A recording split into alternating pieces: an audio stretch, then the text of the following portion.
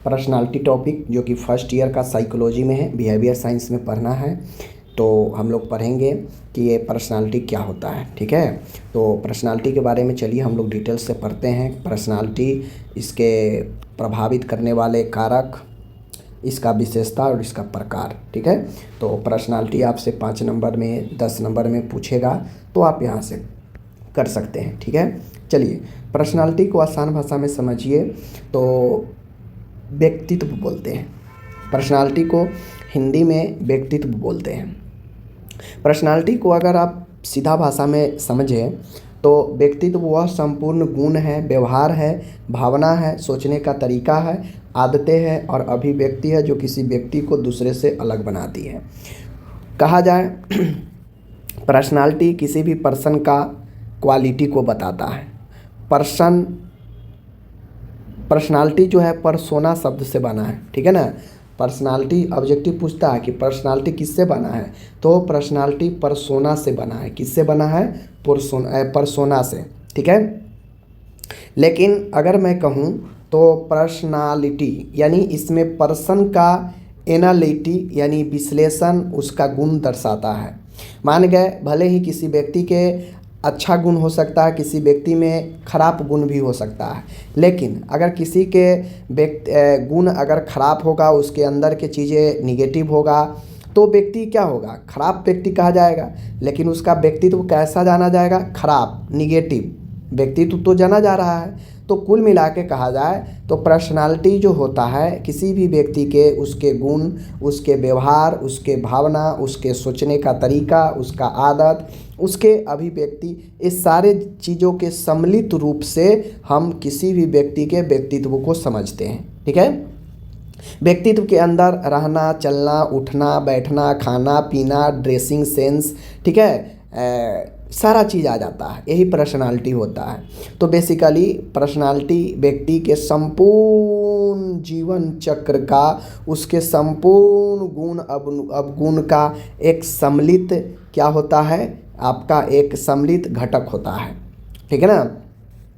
अब यहाँ पे मैं और दूसरे भाषा में समझूँ तो व्यक्तित्व व्यक्ति के मनोवैज्ञानिक और शारीरिक तंत्रों का गतिशील संगठन है जो उसके व्यवहार और पर्यावरण से अनुकूल को प्रभावित करता है। कुल मिला के व्यक्तित्व जो होता है व्यक्ति के साइकोलॉजी और शारीरिक दोनों के मिलने का एक संगठन स्वरूप होता है, एक रूप होता है। ठीक है, जैसे कुछ सोचना, विचारना, ठीक है ना, बोलना, ये सब माइंड के हो रहा है, ये सब मनोवैज्ञानिक तौर पे हो रहा है। ठीक है, मान गया कोई बहुत ज़्यादा लड़ाकू है, बहुत ज़्यादा बोलने वाला है, तो लोग उसको क्या समझते हैं? उसको थोड़ा सा निगेटिव टाइप से सोचते हैं। लेकिन उसका पर्सनालिटी क्या हो रहा है? निगेटिव भले ही बन रहा है छवि उसका, लेकिन उसका व्यक्तित्व तो निगेटिव भला जाना जा रहा है, झगड़ालू टाइप से जाना जा रहा है। कोई शांत है, कोई ज़्यादा नहीं बोलता है लेकिन अपना काम करता है, तो उसका व्यक्तित्व, उसका छवि लोगों के बीच में अच्छा बनता है। तो कुल मिला के व्यक्तित्व जो है किसी भी व्यक्ति के उस सारे गुण अवगुण को दिखाता है जो व्यक्ति करता है, दर्शाता है। ठीक है ना, इन सारे चीज़ों को व्यक्तित्व कहा जाता है। ठीक है, बात समझ गए। तो वही ऊपर यहाँ पे कह रहा है कि बेसिकली पर्सनालिटी जो है व्यक्ति के संपूर्ण गुण, उसका व्यवहार, उसका भावना, उसका सोचने का तरीका, कैसा सोच रहा है, उसका आदत कैसा है, उसके अंदर के अभिव्यक्ति यानी उसके अंदर के जो एक कैरेक्टर है वो कैसा है, ये सारे व्यक्ति के मिश्रण को व्यक्तित्व कहता है जो हर एक दूसरे से अलग करता है। मान गए हमारा जो व्यक्तित्व है वो दूसरे से अलग हो सकता है। हमारा विचार, हमारा व्यवहार, हमारा गुण, हमारा सोचने का तरीका, हमारा इमोशन, हमारा आदत, ये दूसरे से अलग हो सकता है। कुछ चीज़ें मैच कर जाए लेकिन सभी चीज़ें तो मैच नहीं कर सकता है। इसलिए व्यक्तित्व, पर्सनालिटी, हर व्यक्ति का अपना अलग अलग पर्सनालिटी होता है। ठीक है, कोई बहुत ज़्यादा बोलने वाला, कोई बहुत ज़्यादा सोचने वाला, कोई कम सोचने वाला, ज़्यादा करने वाला, कोई बहुत झगड़ने वाला, कोई शांत रहने वाला। ठीक है, तमाम अलग अलग व्यक्ति, अलग अलग गुण, अलग अलग आदत के जो व्यक्ति होते हैं वो बेसिकली ये सारे गुण, सारे जो व्यक्ति के अंदर के जो कैरेक्टर है यही व्यक्ति को बनाता है। बात समझ गए? तो उम्मीद है आप समझ गए हो। आगे मैं बात करूँ तो आगे क्वेश्चन है पर्सनालिटी की विशेषता। अब पर्सनालिटी किसी भी व्यक्ति के अंदर का जो व्यक्तित्व है, ठीक है, यह इसकी क्या विशेषता, कैरेक्टरिस्ट ऑफ पर्सनालिटी। तो पर्सनालिटी का बहुत सारे विशेषता होता है। जैसे पर्सनालिटी के विशेषता में आपका यूनिक मतलब यूनिक, अद्वितीय। हर व्यक्ति का व्यक्तित्व अलग अलग होता है। मतलब कहने का मतलब है एवरी पर्सन का जो पर्सनालिटी होता है वो यूनिक होता है, यानी सबके लिए अपना अलग अलग जो है आपका क्या होता है, व्यक्तित्व होता है। मैंने पहले ही बताया ना कि जो गुण, जो विचार, जो भावना मेरे अंदर, जो आदत मेरे अंदर हो सकता है दूसरे के अंदर वो चीज़ ना हो, तो इसलिए ये अद्वितीय होता है। ये यानी सब में अलग अलग होता है, सबका अपना अपना यूनिक होता है, ठीक है ना। तो पर्सनालिटी का एक विशेषता होता है कि ये यूनिक होता है। दूसरा विशेषता ये होता है कि भाई ये डायनेमिक होता है, गतिशील होता है, समय, अनुभव, सीखने से बदलता रहता है। पर्सनालिटी अनुभव होने से, नया चीज़ सीखने से, समय के साथ बदलने से ये बदलते रहता है, ये गतिशील होता है। ऐसा नहीं है कि पर्सनालिटी जो हमारे अंदर गुण अवगुण, हमारे रहना, खाना पीना, पहनना, ओढ़ना, चलना, बोलना, ये सारा क्या है, ये सारा सम्मिलित रूप से व्यक्तित्व है। तो इनमें से ऐसा तो नहीं है कि ये सारा अगर हम जैसे आज खा रहे हैं कल होकर वैसा ही खाते रहेंगे, जैसा आज बोल रहे हैं कल वैसा ही बोलते रहेंगे, जैसा आज पहन रहे हैं कपड़ा वैसा ही कल भी पहनेंगे। ऐसा तो होता नहीं है, चेंजेज होता है इन सारे चीज़ों में, बोलना, उठना, चलना, आदत में भी, हैबिट में भी लोग बदलाव लाते हैं। तो कुल मिला के जो पर्सनालिटी होता है व्यक्ति का वह चेंज होते रहता है, ये डायनेमिक होता है, गतिशील होता है, ठीक है, जो समय के साथ बदलते रहता है। इसका एक विशेषता है। आगे विशेषता है कि यह इंटीग्रेटेड होता है, समन्वित होता है। सोच, भावना, व्यवहार मिलकर व्यक्तित्व बनाते हैं। इंटीग्रेटेड का मतलब होता है मिलकर, समन्वय, कोऑर्डिनेट करके बनाना। तो जो आपका या हमारा या किसी का व्यक्तित्व है, व्यक्तित्व का मतलब ये नहीं होता है कि किसी एक चीज़ के अंदर हो जाने से वो व्यक्तित्व पर्सनालिटी हो गया। नहीं, पर्सनालिटी किसी भी व्यक्ति के संपूर्ण कैरेक्टर को उसके बताता है। वो कैसे चल रहा है, कैसे खा रहा है, कैसे बोल रहा है, कैसे क्या कर रहा है, उसके अंदर क्या क्वालिटी है, क्या जो है डिसक्वालिटी है, क्या मेरिट है, क्या डिमेरिट है, क्या अच्छाई है, क्या बुराई है। इन सब चीज़ों से कोई लेना देना नहीं होता है। बस सारे चीज़ के सम्मिलित रूप से हम पर्सनालिटी को परिभाषित करते हैं, ठीक है। पर्सनालिटी, कोई अच्छे पर्सनालिटी के भी व्यक्ति होते हैं, कुछ बुरे पर्सनालिटी के भी व्यक्ति होते हैं, तो इट डजेंट मैटर, लेकिन पर्सनालिटी तो भाई है, अच्छा हो या खराब हो, बात समझ रहे ना। तो ये कहता है इंटीग्रेटेड होता है, समन्वित होता है, ठीक है, यानी यह एक दूसरे से समन्वय मिले होते हैं। तो सोच हो, भावना हो, व्यवहार हो, ये सब मिलकर व्यक्तित्व बनाते हैं। कोई एक चीज़ मिलके जो है व्यक्तित्व तय नहीं कर सकता किसी चीज़ को, ठीक है। आगे है कॉन्सिस्टेंट। यह कॉन्सिस्टेंट होता है यानी अस्थाई होता है। व्यक्ति का व्यवहार कई स्थितियों में एक जैसा दिख सकता है। कहने का मतलब है कि जिस प्रकार से इसमें गतिशीलता पाई जाती है, पर्सनालिटी में बदलाव पाया जाता है, उस प्रकार से कुछ मामले में पर्सनालिटी किसी भी व्यक्ति के अंदर कुछ ऐसे चीज़ होते हैं जो बिल्कुल अस्थाई रहते हैं। जैसे बच्चा में जैसा उसका देख लीजिएगा, कोई चीज़ आदत हो या कुछ भी ऐसा चीज़ है जो 20 साल 25 साल पर भी उसको ऐसा ही दिखेगा। तो कुल मिला के व्यक्तित्व में कुछ ऐसे चीज़ होते हैं, ऐसे घटक होते हैं किसी भी व्यक्ति के अंदर जो कंसिस्टेंट चलते आ रहे होते हैं और उससे वह एक प्रकार से अस्थाई बन जाता है किसी व्यक्ति के अंदर के पर्सनालिटी को। तो कुल मिला के चौथा अस्थाई एक विशेषता है। पांचवा है influence by hereditary and environment. इसका एक विशेषता ये है कि यह इन्फ्लुएंस होता है, वंशानुगत और वातावरण दोनों प्रभावित करते हैं। इसका एक विशेषता ये है कि हेरिडेटरी, वंशानुगत और वातावरण दोनों व्यक्तित्व को प्रभावित करता है। आपके माता पिता आपको कैसे सिखा रहे हैं, कैसे बोलना है, दूसरे से कैसे बात करना है, आपका व्यवहार कहीं ना कहीं आपके घर में पीढ़ी दर पीढ़ी आपके ऊपर इफेक्ट पड़ता है। तो कुल मिला के इसका विशेषता ये भी है कि आपके व्यक्तित्व को या हमारे व्यक्तित्व को या किसी के भी व्यक्तित्व को ये वंशानुगत और इन्वायरमेंट, हेरिडेटरी और इन्वायरमेंट दोनों इन्फ्लुएंस करता है। हमारे घर में हमें कोई अच्छा सिखाएगा तो दूसरे के सामने हम अच्छा बोलेंगे, अच्छा व्यवहार करेंगे, अच्छा सोचेंगे दूसरे के लिए, तो उसके सामने हमारा व्यक्तित्व अच्छा दिखेगा। तो कुल मिला के परिवार क्या किया हमारा, हमारा माता पिता हो या दादा हो दादी हो, ये लोग क्या किए, हमें इन्फ्लुएंस किए, हमारे पर्सनालिटी को इन्फ्लुएंस किए, बढ़ाएं, ठीक है, प्रभावित किए आगे बढ़ने के लिए। पर्यावरण आसपास के चीज़ों से भी हमारे व्यक्तित्व पर प्रभावित करता है और आसपास के चीज़ से भी हम आगे व्यक्तित्व को अच्छे तरीक़ा से रख पाते हैं। तो कुल मिला के ये सब व्यक्तित्व का आपका क्या है, विशेषता है। व्यक्तित्व यूनिक होता है, पर्सनालिटी यूनिक होता है, डायनेमिक होता है, इंटीग्रेटेड होता है, कंसिस्टेंट होता है, इन्फ्लुएंस होता है वातावरण से, हेरिडेटरी से। तो कुल मिला के ये सब इसका विशेषता हुआ, ठीक है। अब आप विशेषता को जान गए तो अब एक बात जान लीजिए कि पर्सनालिटी के प्रकार भी याद रखना पड़ेगा। देखिए पर्सनालिटी के तो बहुत सारे अलग अलग वर्गीकरण किया गया है, लेकिन मैं आपको बता दूं, आप 4 याद रखिएगा। 4 ऐसे साइकोलॉजिस्ट हुए जिन्होंने 3 ऐसे साइकोलॉजिस्ट हैं जिनका आपको ध्यान हर हाल में रखना चाहिए और रखना पड़ता है, ठीक है। पर्सनालिटी के क्षेत्र में मतलब साइकोलॉजी के क्षेत्र में 3 ऐसे साइकोलॉजिस्ट हैं जिन्होंने अपने स्तर से पर्सनालिटी को बताया, परिभाषित किया। जैसे हिपोक्रेट्स के अनुसार 4 तरीके से जो है आपका पर्सनालिटी होता है, ठीक है। हिपोक्रेट्स के अकॉर्डिंग 4 प्रकार के पर्सनालिटी होते हैं। कौन कौन देख लीजिए। हिपोक्रेटिस के अनुसार सेंगीन, ठीक है ना, सेंगीन, उसके बाद कोलेरिक, ठीक है ना, कोलेरिक, और मेलानकोलिक, ठीक है ना, मिलानकोलिक और फ्लेगमेटिक। ये 4 प्रकार के हिपोक्रेटस के अनुसार होता है। जो सेंगीन होता है हिपोक्रेट्स के अनुसार, जो सेंगीन है, ये सेंगीन क्या करता है, खुशमिजाज होता है, सामाजिक होता है, लोगों से मिलजुल कर रहना चाहता है, खुशीपूर्वक रहना चाहता है। हिपोक्रेट्स के पहला जो संगीन, ठीक है ना, याद रखिएगा, संगीन जो व्यक्तित्व का प्रकार होता है एक खुशमिजाज होता है, सामाजिक लगाव रखता है।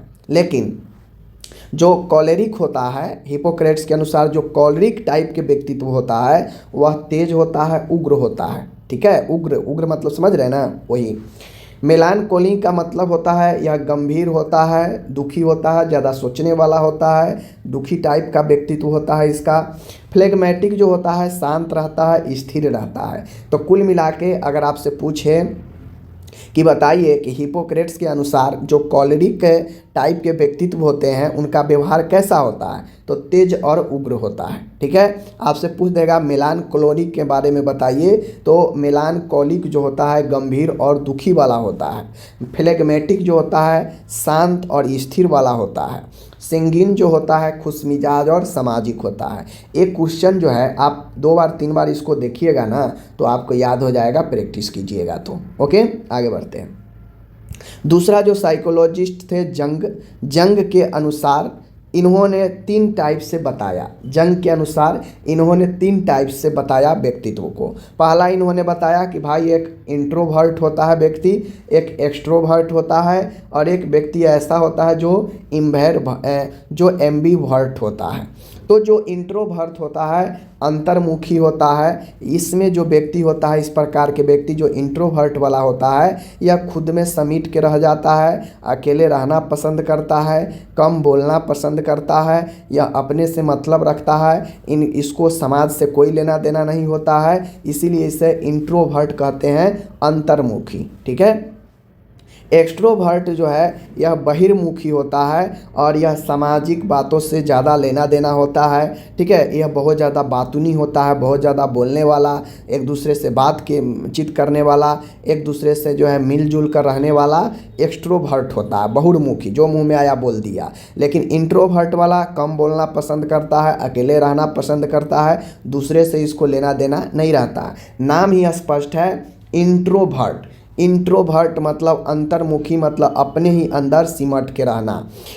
एक्सट्रोवर्ट बहिर्मुखी, जो बाहर मुखी मतलब बाहर अपने अंदर की बात को बाहर निकाल देना, किसी से बातचीत कर लेना, बिना बुलाए बोल देना, टोक देना, ठीक है ना, बहुत ज़्यादा बोलना, ये एक्सट्रोवर्ट होता है। ओके, और एम्बिवर्ट का मतलब है कि यह दोनों का मिश्रण होता है, यानी ऐसा व्यक्ति जो थोड़ा बहुत अपने लिए भी सोचता हो और थोड़ा सा इंटरेस्ट वह समाज के लिए भी रखता हो, तो वह एम्बिवर्ट हो जाता है, जो दोनों का मिश्रण होता है। तो जंग के अनुसार ये 3 टाइप से इंट्रोवर्ट, एक्सट्रोवर्ट और एम्बिवर्ट याद रखिएगा, क्वेश्चन ज़्यादा पूछता है यहाँ से। ओके, अब यहाँ पे है तीसरा है शेल्डन का क्लासिफिकेशन। शेल्डन ने जो है बॉडी टाइप के अनुसार इन्होंने 3 टाइप से बताया।